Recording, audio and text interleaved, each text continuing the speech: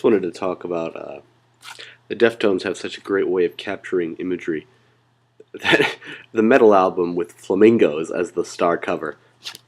It's at the same time, it's just like everything this album needed to say in such a way that you wouldn't ever expect. Because in my mind, this album is described in a simple, just dark, beautiful, dangerous. And I think that just the way they make this look so immense, and it's flamingos, makes it describe that to me anyway in such a way that flamingos on a metal band cover would never do. Anyway, this is Gore, the newest release from the Deftones. And the Deftones I saw on tour last year with Incubus and Death from Above, and it was one of the greatest things ever, that tour. And I get to see them again in a couple weeks, so I wanted to get into this now. This is Deftones' newest one, Gore. But first, let's do a little bit of history. The Deftones, after all, have been around for quite some time. They were unfairly labeled as the new metal era when they first started, but they're not. Deftones are an American alternative metal band from Sacramento, California, formed in 1988, consisting of Chino Moreno on lead guitar and vocals, Stephen Carpenter on lead guitar, with Frank Delgado on keyboards and turntables, Abe Cunningham on drums and percussion, and Sergio Vega on bass. They've dropped 8 albums since their inception, and I hopefully have no sign of stopping. In the early years, Carpenter was 15 years old. He was hit by a car while skateboarding and confined to a wheelchair for several months. He was teaching himself guitar by playing along to Anthrax, Stormtroopers of Death, and Metallica, and supposedly a driver paid Carpenter cash settlement allowed him to purchase equipment, but he would never comment on the interview of that story, a myth about how this band came to be, but I always thought it was cool. From there, all Chino, Carpenter, and Cunningham were friends in childhood, and all three went to McClathy High School in Sacramento and remained friends all through the city's skateboarding scene. I actually saw the guitarist Stephen Carpenter, skateboarding out back after the Incubus show. It was pretty cool to see him still being real about that. He found out Carpenter played guitar, Chino, and they set up a jam session with Cunningham on drums, and they began playing regularly in around 1988. John Taylor replaced Cunningham in 91 until Cunningham's return in 93. Within 2 years, the band began to play club shows and soon expanded to their gigging territory all over San Francisco and Los Angeles, and played alongside bands as Korn and so many other early 90s bands. I mean, the name The Deftones was actually created by Carpenter, who wanted to pick something that would stand out but not be a cheeseball name at the same time. They combined the term Def, which was used by LL Cool J, with the suffix of tones, which was popular among 1950s bands like Dick Dale, the Deltones. The Adrenaline was their debut album, was recorded at Bad Animal Studio in Seattle and released on October 3rd in 95. It would go on to make the next 3 albums in the same area, in the same place. It was initially unsuccessful, but the band built this huge fan base around extensive touring and word-of-mouth promotion. Through their efforts, they went on to sell 220,000 copies of this non-album track, Teething, to the soundtrack, The Crow of City of Lights. It's a lot of the things the Deftones is still a word-of-mouth band. It's one of those bands that's cult following is based on just everyone knowing how good they are. Regarding it, they went on from there to make Around the Fur in Seattle, Washington again. And I don't know. They said they went in to make this record. We didn't really have a set idea of what we wanted to do and come out with. I heard Chino talk about this, how in the early days they would go into a studio not having pre-songs written and just write and record them on the spot, and that was it. And to me, that's just like, it's one thing to improvise a jam on stage, but to walk into a studio and walk out with an album, it's just unheard of. And I heard that he used to do that. On the 3rd album, White Pony, they were again produced in the same place by date. And this time it was in the West Hollywood Studios, the Larrabee Sound Studios. This one changes a little bit because this is the first time that Chino and Carpenter come to a head at about creative differences here. And it ends up this weird, like, glitchy trip pop kind of sound in a lot of ways. And I think that this album is quintessential because it really shows the future. At the same time, it comes out their greatest album, in my opinion. From White Pony on, they continued to be just awesome from there. The Deftones worked on their self-titled in 2003 and went on to make Saturday Night Wrist in 2006.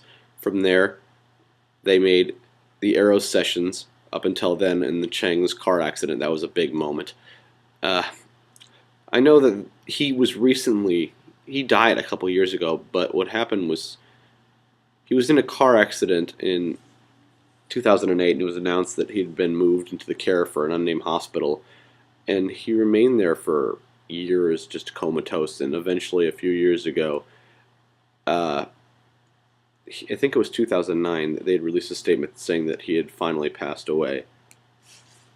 It was just terribly depressing. Diamond Eyes came out after that in 2010, fueled by the anger and aggression of that accident, followed by Koi no Yoken, and sorry, Chang's death was in 2013, and from Koi no Yoken to Gore. Well, I have my writing here. I've got my little thing, so let's go into it. In my opinion, the Deftones are one of the last modern bands who've truly never had a bad album.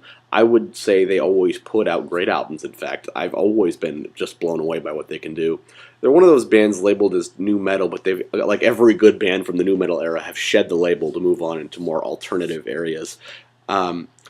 When creating this album, Chino and guitarist Stephen Carpenter came to a head over creative directions. Chino wanted to write a lighter album, kind of like his side project Crosses, and Carpenter wanted to drive back to the heavier days, kind of like what you see on Diamond Eyes. And, well, let's see. The last time they did it was White Pony. Let's see if it comes out the same way.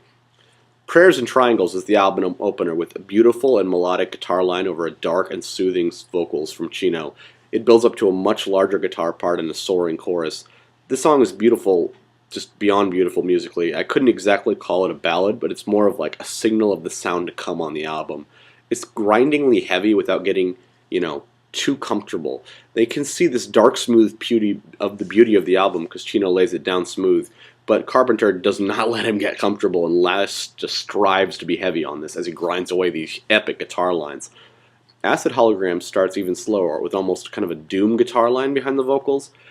It's one of the lightest openings I've heard from the Deftones, but it keeps this intimacy like a moment of romance, like a spark, and it just grinds along with these vocals until the bridge finds out this smooth, intense tension.